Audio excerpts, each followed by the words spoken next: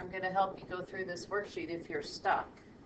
This is a good practice worksheet for your test next week. It's the 4th review worksheet, so we'll talk a little bit more about what's going to be on the test next week.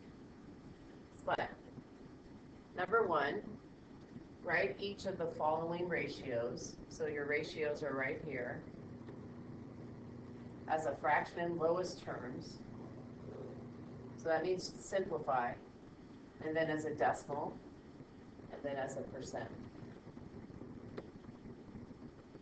All right, so the first thing you want to do is make a fraction, part-to-whole comparison, and see if you can simplify. So I noticed that 5 goes into both 20 and 25, so I'm going to divide the numerator and the denominator by 5. So 20 divided by 5 is 4, 25 divided by 5 is 5, so my fraction in lowest terms is 4/5.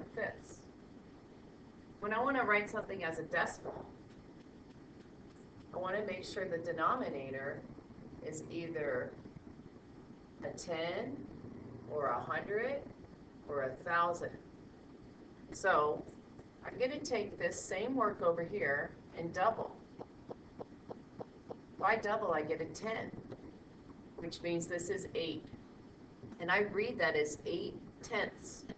So for my decimal, I'm going to put 0 holes, and then this is the tens place, and I need 8/10. So that's my decimal. To change to a percent, I want my denominator to be 100, because that's what percent means. So I'm going to multiply by 10 again, and I get 80 over 100. So this is 80%. Another way to think of that is you could remember that you could always add a 0 to the right of a decimal, because 8/10 is the same as 80 hundredths, and that means 80 per 100, which is 80%. However, I think for most people, it's easier to think of that decimal as just 8/10. The second part of that problem, to the next one. So on the next one, 3 out of 4 is already simplified, so that's the fraction. To change that fraction to a decimal, or I need the denominator to be a 10 or 100 or 1,000 or a power of 10. Since I can't easily get to 10, I'm going to go to 100, because I know 4 times 25 is 100. So 3 times 25 is 75. That's 75 100ths. So my decimal is tenths, hundredths, 75 100ths. I can also read that as 75 per 100, which is 75%. This last problem is a bigger challenge. 21 out of 40. All of these are part-to-whole comparisons. But the other two reduced, or were easy to build up to 100. So if 21 is a part and 40 is the whole, I noticed that it's hard to get from 40 to 100, and 21 and 40 have no common factors. So I'm going to use that other technique of multiplying by 10 to get to 400. That would give me 210 here. Then I could divide by 4 to get to 100. And I do have to do a little long division here. 210 divided by 4. 4 times 5 is 20. 4 goes into 10 twice. My remainder is 2. So I have 52 2/4, which is 52 1/2. And that's also 52.5. So that's 52.5 per 100. That tells me my percent is 52.5%. But I can't write my decimal until I have the numerator over the denominator that's either a 10 or 100 or 1,000, and the numerator has to be a whole number. So I'm going to multiply the numerator and denominator by 10. That gives me 1,000 here, and that gives me 525 here. So I read that as 525 1,000ths. So tens, hundreds, thousands, 525 1,000ths is my decimal. And since the fraction had no common factors, we just write 21 out of 40. This is a challenging problem. Also, many of you know the pattern that to change from a percent to a decimal, that decimal place moves over 2 places. And that's because of all of the work in this ratio table. If you could remember that, and you could figure out the percent and just write the decimal, that would be a good skill to have. Okay. On number 2, we want to look at the ratio problem. So the ratio of boys to girls in a class. So there's boys and there's girls in the whole class. So these are both parts. And this is a part, but the class is the whole. Sometimes when you do a percent problem, you forget to check to see if there's a total. So the question says, what percent of the class?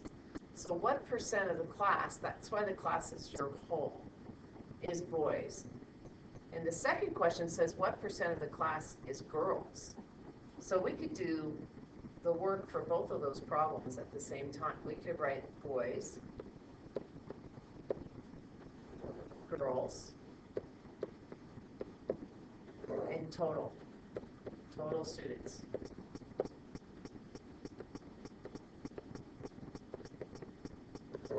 So the ratio is 12 to 18. Since the boys came first, the 12 part of the ratio goes to boys. Then the girls is second, so the 18 belongs to the girls. 12 plus 18 is 30.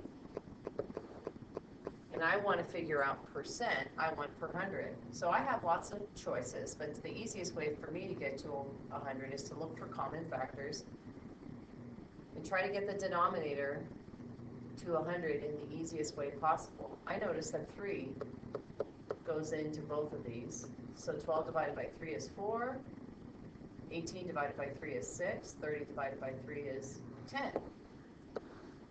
So I can times by 10 each part, and that tells me that 40% of the boys, 40% of the class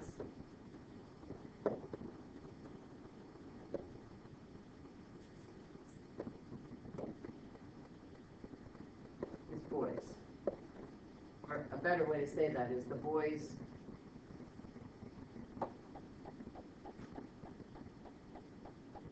I guess that's fine. 40% of the class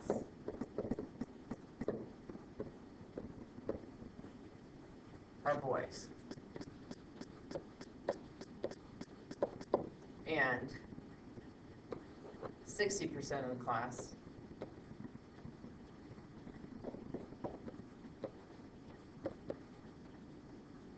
are girls.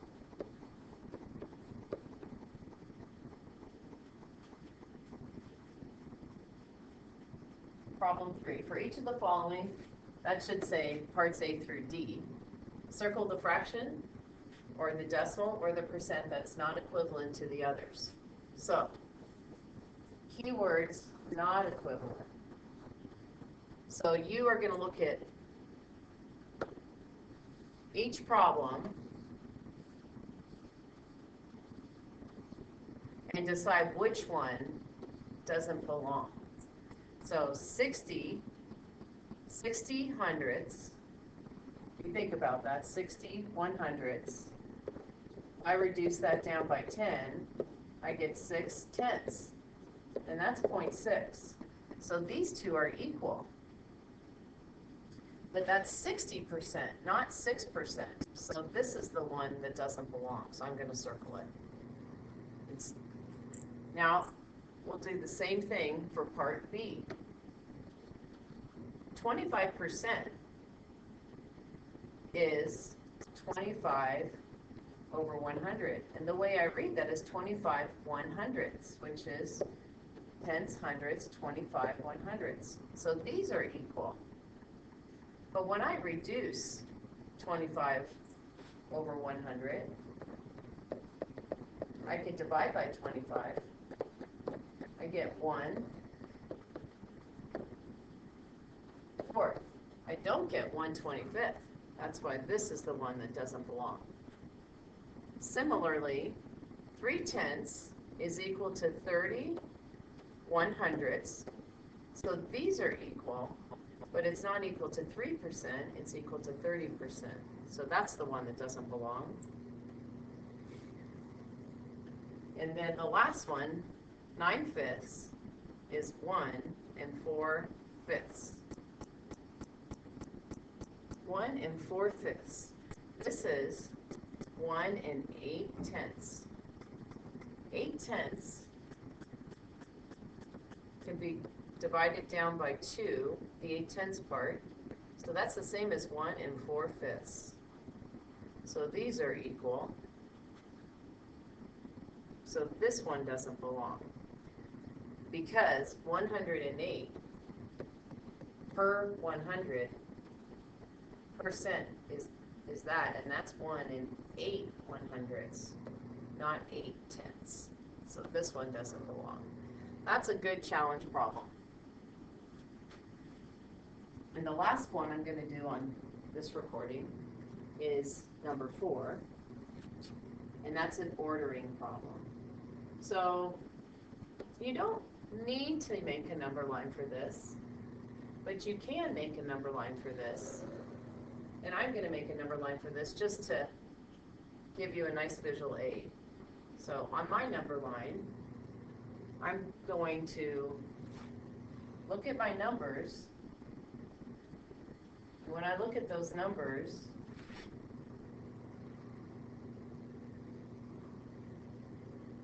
before I label my number line, I know I have a 0, I have some positives. That's the absolute value of negative 1.6, which is equal to 1.6. We learned that yesterday. More positives, and some negatives. But most of the numbers are less than 2, or all of the numbers are. So I'm going to put a 0 here, a 1 there, a 2 there. Going to the left, the opposite of 1 is negative 1, and then negative 2. So 0,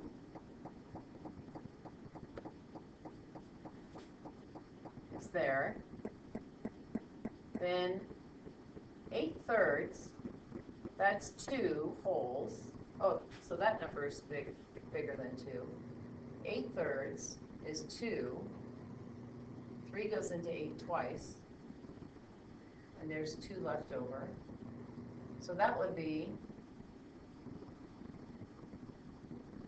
about here, 8/3. You don't have to do the number line. So I'm going to write my answers in purple. You just need to give the order. 2/5 would be somewhere between 0 and 1 and closer to 0. So we'll say 2/5 is about right there. So we know 0 comes before 2/5. Take care of that and that. Absolute value of negative 1.6 is equal to positive 1.6. So the absolute value of negative 1.6 would be right about here. So now we're done with that. 1 3/4, that's 1.75, so that's a little trickier. Since this is 1.75, it's a little bit bigger than 1.6. So that would be 1 3/4. This is 10 goes into 19 once. So 19 over 10 is 1 9/10. So that would be here.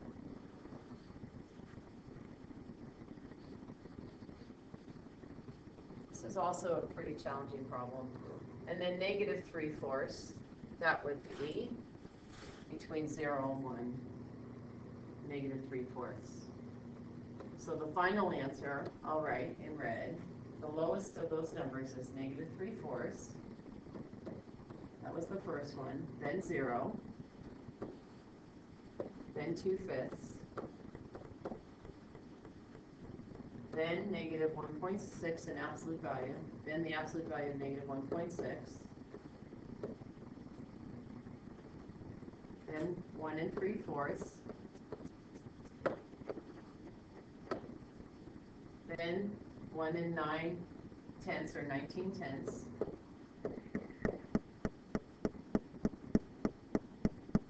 And then 8/3.